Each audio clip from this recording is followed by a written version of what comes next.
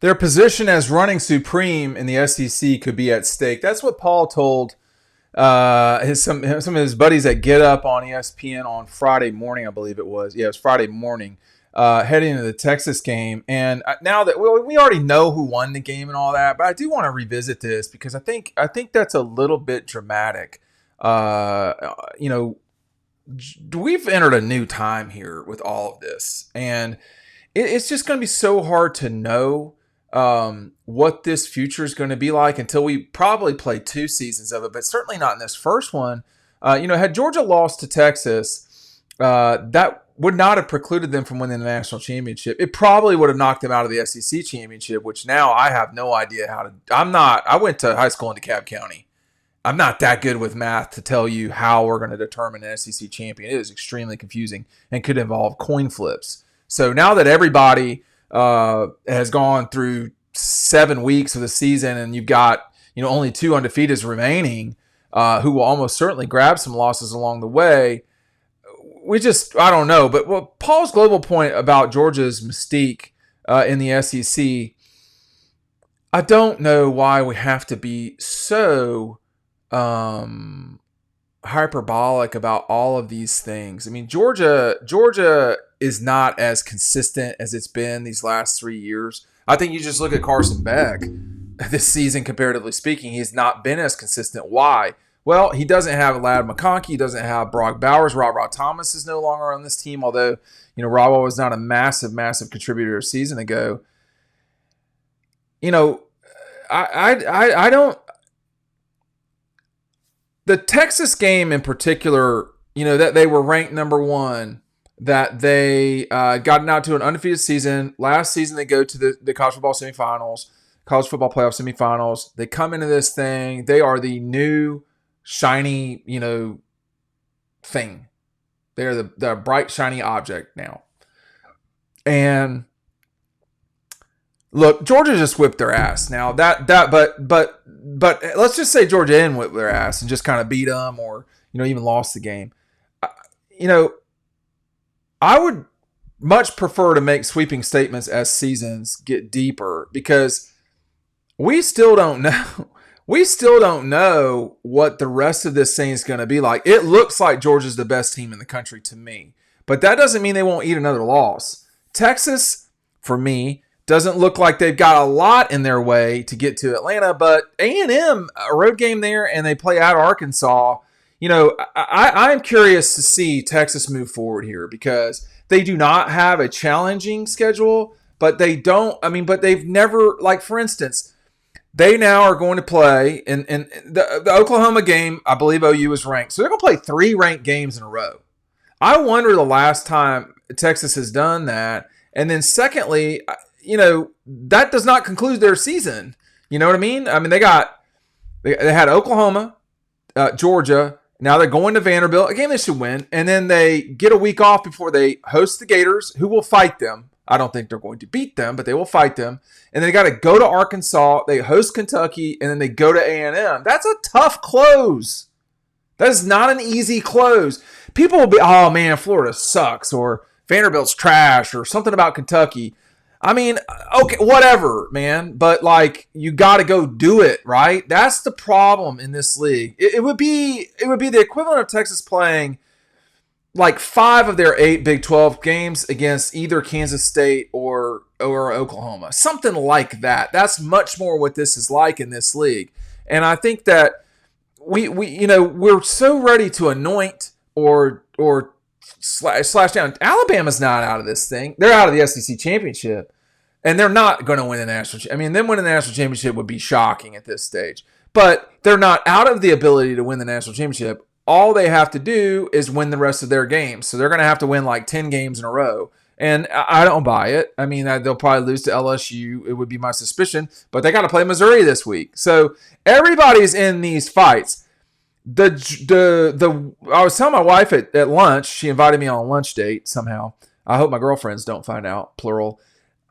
I was saying to her, we are no longer in this situation in college football where there is a dominant team that is just there's too many crossover games, man. I mean, you think about, in the ACC maybe not, but in the Big 12, in the Big 10, and in the SEC, you have upper echelon teams, but there's a fair amount of crossover right now. In the SEC particularly, you're talking about the top 15 teams.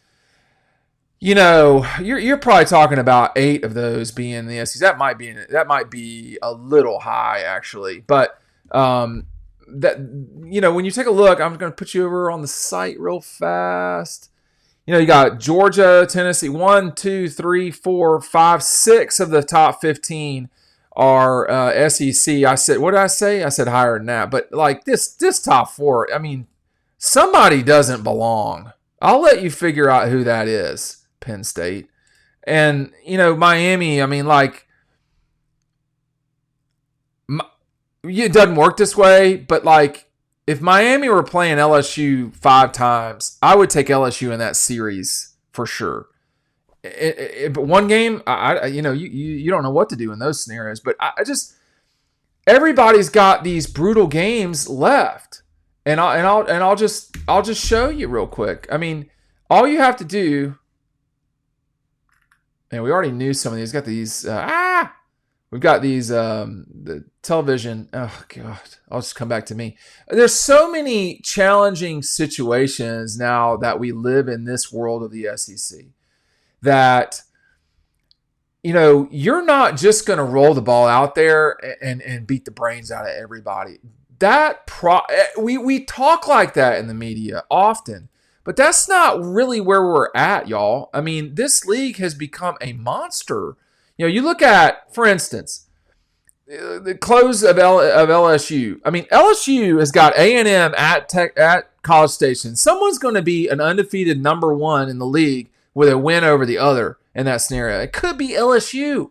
And then they get the week off and they play Bama, Florida, Vandy, Oklahoma. I mean, that's a challenging close for LSU. Look at the game. We're not talking about the Gators. I mean, Georgia, they got Florida, Ole Miss, Tennessee. That's a tough triple in a row there. Alabama, LSU, Oklahoma, Auburn. They got Missouri still. How about Texas A&M? They have had a good season so far. They've got LSU. They got play better than they did this week. They got LSU. They go to Carolina. They can lose to Carolina. South Carolina could get their first win over A&M. So there's so much out there that this thing about the Georgia mystique. Look, man, it's going to always be hard to play Georgia because they're really good. That's the biggest problem. The mystique, if you want to call it that, they are just beating teams and they're better than. That's almost always what's going on. And I don't know if showing up in silver britches gets you any extra points any more than, rolling out there with Nick. Well, when you're rolling out there with Nick Saban, that's a different conversation. But, Alabama doesn't have that mystique, but they've not had that for a while. If we're being straight up, they've not had that for a while. They've not been the dominant team in the conference, even though they won it 2 of the last 3. They've not been the dominant team in the conference since we left from Indianapolis. And when you do what we do for a living, you talk a lot. I mean, it's not a challenging job. Some of y'all have difficult jobs where you're actually, moving bricks or, moving earth. This is where you're talking a lot. And when you talk as much as we do, you're going to say stuff that doesn't quite, after a while, you're overdoing it. I think there was a lot on the line Saturday night in Austin. I wish Paul had been there because he would have enjoyed it. It was a great atmosphere. It was not a national championship atmosphere, but it was a great atmosphere. I would say in a way it was better than a national championship because that's so clinical and so forth, and this was not a terminal game. But I think we need to some of this stuff. Texas is on the right path. They're just not as good as Georgia right now. And they may well play. I know you've heard this a million times. They may well play each other again. I would be pretty shocked to see Georgia and Alabama play again. But the truth is that it looked like 3 losses would not get you into the playoff. I mean, we don't know now. There's just no telling. This season is the Petri dish.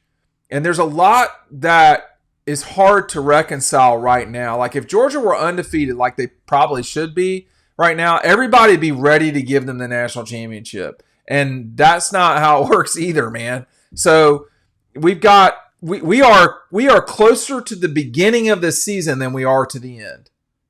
We have, think about this. It is the 21st today.